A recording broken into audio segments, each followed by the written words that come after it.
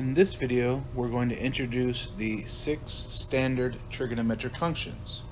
They are sine, cosine, tangent, secant, cosecant, and cotangent. This video is going to show you the first way to figure out the values of these 6 functions, but it's not going to be the only way. We're going to have other videos telling you different ways to find the value of these functions, and it's going to turn out that they're all going to give the same answer. The concept of looking at a problem from different directions and finding different ways of getting the same answer may seem like a waste of time at first because you're saying, I already have the answer, why would I do it a second way?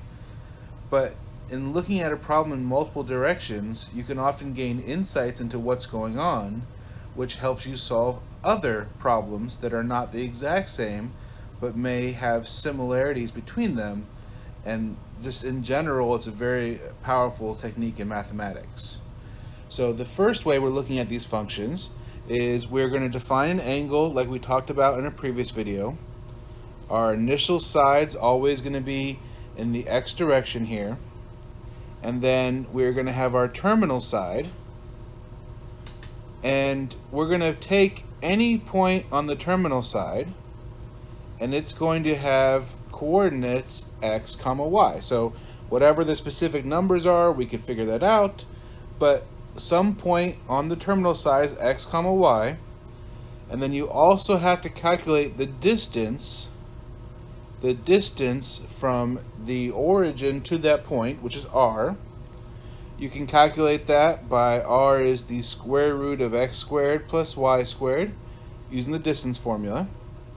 And if you have these values, and this is my angle theta here, then the sine of the theta is always going to be whatever the y coordinate is divided by the distance r.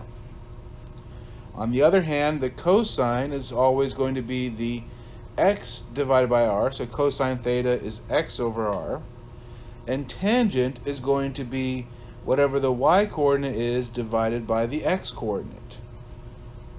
So sine is y coordinate divided by the distance r. Cosine of the angle is the x coordinate divided by the distance. And tangent of the angle theta is the y coordinate divided by the x coordinate. Now these are 3 of our 6 trig functions. The other 3 happen to be reciprocals of the first 3, and I line them up nicely. So sine is the reciprocal of cosecant, so since sine of theta is y over r, cosecant theta is r over y. Secant is going to be the reciprocal of cosine, so since cosine theta is x over r, secant theta is r over x. And lastly, cotangent is the reciprocal of tangent, so cotangent theta is x over y, since tangent theta is y over x. There's a couple things to point out here about these definitions.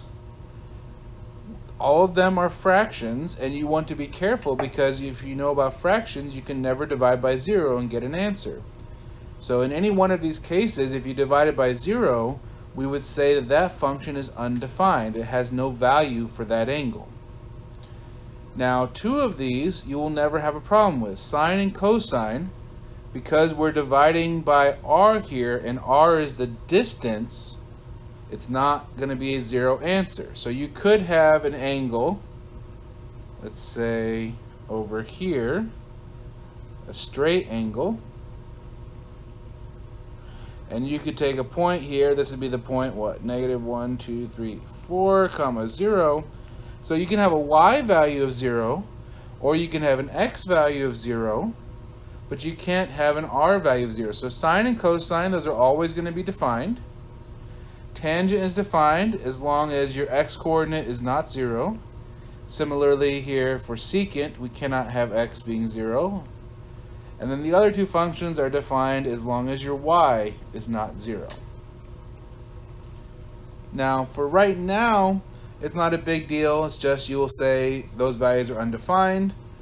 But when we start trying to graph these functions, we're going to see more as to what actually happens at angles where they would be undefined. Just for now, understand that if I give you an angle, like in this case, the straight angle 180 degrees, Notice that one has a y value of 0, so that means that the cosecant and the cotangent of 180 degrees would be undefined. So we'd say cosecant 180 degrees is undefined, and we would leave that as our answer for now.